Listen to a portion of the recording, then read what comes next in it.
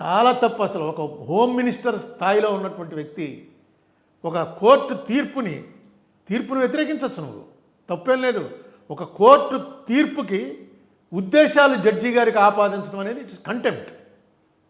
ఇది తీర్పు తప్పు అయితే ఖచ్చితంగా బహిరంగంగా చెప్పచ్చు, ఇదేం తీర్పు అండి, ఇది ఇలాంటి తీర్పు. ఇప్పుడు ఈ బాబరీ మసీద్ తీర్పు వచ్చింది, అందరూ విమర్శించారు. అదే రాజ్యసభ కోసం బాబరీ మసీద్ తీర్పు ఆ జడ్జి గారు, చీఫ్ జస్టిస్ గారు ఇచ్చాడు అనేటువంటి ఆరోపణ ఎవరైనా చేస్తే అది కంటెంప్ట్ అవుతుంది. It attracts contempt. ఈయన చేసింది అయితే చాలా దారుణం. ఈ పార్టీకి అసలు పార్లమెంట్లో దాని మీద చర్చ జరగాలి. తర్వాత పార్లమెంట్ మీటింగ్ అవ్వలేదులా ఉంది. ఒక home minister, deputy prime minister హోదా ఉన్నటువంటి ఒక స్థాయి ఉన్నటువంటి ఒక వ్యక్తి సల్వాజుడుం అనే దాని మీద ఆయన ఇచ్చినటువంటి తీర్పు, ఆ తీర్పును విమర్శించవచ్చు. కానీ ఆ తీర్పు ఈయన ఇచ్చాడు, ఈయన కూడా నక్సలైటే అనేటువంటి ఆరోపణ చేశాడంటే ఎక్కడ పోతున్నామండి మనం? ఈ సిస్టంలో ఎక్కడికి పోతున్నాం? తీర్పు ఇచ్చేటువంటి కోర్టు కాన్స్టిట్యూషన్లో ఏముందో దాని మీద తీర్పిస్తుంది. నీకు ఆ తీర్పు తప్పు అనుకుంటే నువ్వు రాజ్యాంగాన్ని మార్చేయచ్చు, వెంటనే 2/3 మెజార్టీతో రాజ్యాంగాన్ని మార్చేయచ్చు. ఎప్పుడు సల్వాజుడుము 2003లోది, తర్వాత 10 ఏళ్ల నుంచి మీరే అధికారంలో ఉన్నారు. ఒకవేళ ఆయన తప్పుడు ఆలోచనతో ఆ తీర్పు ఇచ్చుంటే వెంటనే దాన్ని కాన్స్టిట్యూషనల్ అమెండ్మెంట్ చేసి ఎవరికి కావాలంటే వాడికి ఆయుధాలు ఇవ్వచ్చు అని చెప్పండి. మీరు ప్రైవేట్ పార్టీలకు తీసుకొచ్చి ఆయుధాలు ఇచ్చి వాళ్ళకి గొడవలు పెట్టడం అనేది రాజ్యాంగం ఒప్పుకోలేదు. రాజ్యాంగం ఒప్పుకోలేదు కాబట్టి ఆయన కొట్టేశాడు. ఇది అందరికీ తెలుసు. కొంతమంది నక్సలైట్లది తప్పు అనేవాళ్ళు ఉన్నారు, కొంతమంది రైట్ అనేవాళ్ళు ఉన్నారు, అది వేరే అభిప్రాయం. రాజ్యాంగపరంగా ఆయుధాన్ని పట్టుకుని తిరిగేటువంటి హక్కు ఓన్లీ పోలీసులకి, మిలిటరీకి, పారామిలిటరీ దళాలకే ఉంటుంది. కాకుండా ఎవడన్నా ఒక ఆయుధం తీసుకుంటే దానికి కారణం చెప్పాలి. ఆ ఆయుధం తన దగ్గర ఎందుకు పెట్టుకుంటున్నాడు అన్నది గవర్నమెంట్ అప్లై చేయి, ఓహో వీడు చెప్పింది కన్విన్స్ అవుతున్నారా, కరెక్టే, వీడికి ఆయుధం అవసరం అనుకుంటే ఒక ఆయుధం ఇస్తారు. ఆయుధాలు కూడా టెన్షన్ ఏమన్నా వస్తే వెంటనే పట్టుకెళ్ళి సరెండర్ చేసేయాలి.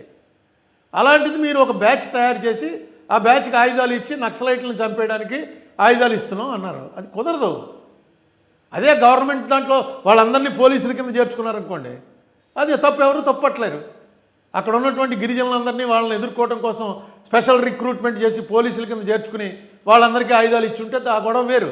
ఇది ప్రైవేటు సైన్యం తయారు చేశారు. రేపు పొద్దున ఎవడకోడు ప్రైవేట్ సైన్యం తయారు చేసుకుంటాడు. అది నిజంగా నేను ఆశ్చర్యపోయాను. అమిత్ షా గారు లాంటి ఒక సీనియర్ ఆయన, పొలిటీషియన్ నిన్న మొన్న వచ్చినవాడు కాదు, సీనియర్ మోస్ట్. అక్కడ గుజరాత్లో హోమ్ మినిస్టర్ చేశాడు, ఇక్కడ హోమ్ మినిస్టర్ చేస్తున్నాడు. ఎంటైర్ హోమ్ మినిస్ట్రీ అంటేనే పోలీసులకు సంబంధించింది, మిలిటరీకి సంబంధించింది, ఆయుధాలకు సంబంధించింది. అటువంటి మనిషి సల్వాజుడుం తీర్పు ఇచ్చినందువల్ల ఈయన నక్సలైట్ అయిపోయాడు అన్నాడు. ఎటు పోతున్నావు ఆలోచించుకోండి. చాలా మొత్తం వాటి మీద ఒక గ్రిప్ తీసుకునే ప్రయత్నంలో భాగంగానే ఈవేళ రాధాకృష్ణన్ గారిని దనకడి చేత రాజీనామా చేయించారని నేను అంటాను. అందుకే ఆయన కూడా మాట్లాడలే.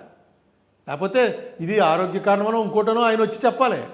ఏం మాట్లాడలేదు ఆయన. రకరకాల ఊహాగానాలు స్ప్రెడ్డింగ్లో ఉన్నా సరే ఆయన ఏమి మాట్లాడకుండా వెళ్ళిపోయాడంటే డెఫినెట్గా వీళ్ళ ఆదేశానుసారం ఆయన తప్పుకున్నాడు. వీళ్ళతోటి తిరగబడి నిలబడే శక్తి లేక కామైపోయాడు ఆయన. ఇంకొకరిని తీసుకొచ్చి పెట్టారు. ఇది మార్పుకి ఏ రకమైనటువంటి మార్పు వైపు వెళ్తుందో ఆలోచించండి. ఒక్క విషయం మర్చిపోకండి, ఆర్ఎస్ఎస్ అనేటువంటి మాతృ సంస్థ, దానికి సంబంధించినటువంటి బైబిల్, భగవద్గీత, ఖురాన్ ఏంటంటే పాంచజన్యం అని తెలుగులో ఉంది, బంచ్ ఆఫ్ థాట్స్ అని గురూజీ గోల్వాల్కర్ గారు ఏదైతే రాశారో అదే ఆదర్శం. వరుసగా దాన్ని అమలు చేసుకుంటూ వస్తున్నారు. దాంట్లో ఆయన క్లియర్గా రాశాడు, ముస్లిమ్స్, క్రిస్టియన్స్ ఈ దేశంలో ఉండటానికి అర్హత లేదు అని రాశాడు ఆయన.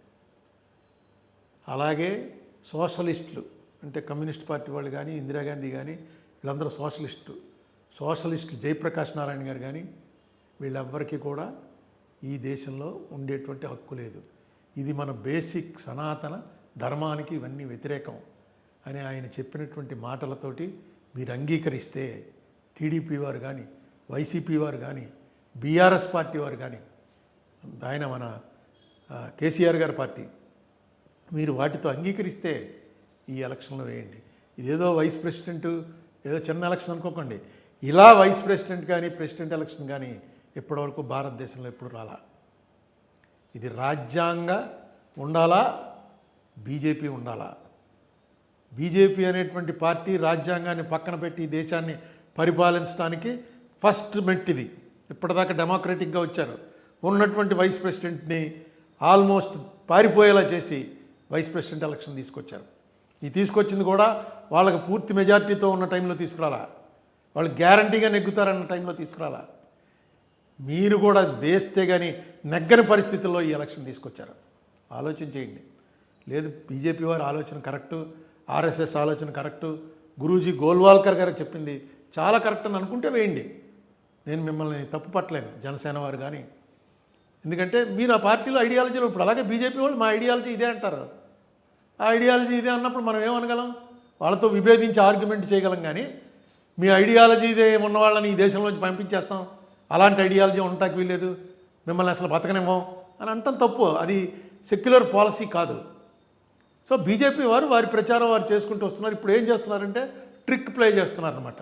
మీ మీద ఈడీ వాడతారనో, కేసు వాడతారనో, మరొక రకంగా ఇరుకును పెడతారనో భయపెట్టి, ఏ రకంగా అయితే బ్రిటిష్ వాళ్ళు ఈ దేశాన్ని స్వాధీనం చేసుకున్నారో, ఏ రకంగా గజనీ గోరీ మొదలైనటువంటి వాళ్ళు ఇక్కడ ఉన్నటువంటి గొడవల్ని ఆసరాగా తీసుకుని వచ్చారో, ఆ రకంగా ఈ బీజేపీ ఆక్రమణ చేసేటువంటి ప్రయత్నం చేస్తుందేమోనని నా అనుమానం. చిచ్చి నీది అనుమానం, ప్రయత్నం ఏంటి? మేమంతా వాళ్ళకి సపోర్ట్ అయ్యా, ఏం ఆడుతున్నావు నువ్వు అనుకుంటే అది వేరే విషయం. కాదు ఇలాంటివి ఆపాలి అనుకుంటే ఇది right time, right opportunity. Please think over it. మీకు ఏం నచ్చితే అది సెలవు.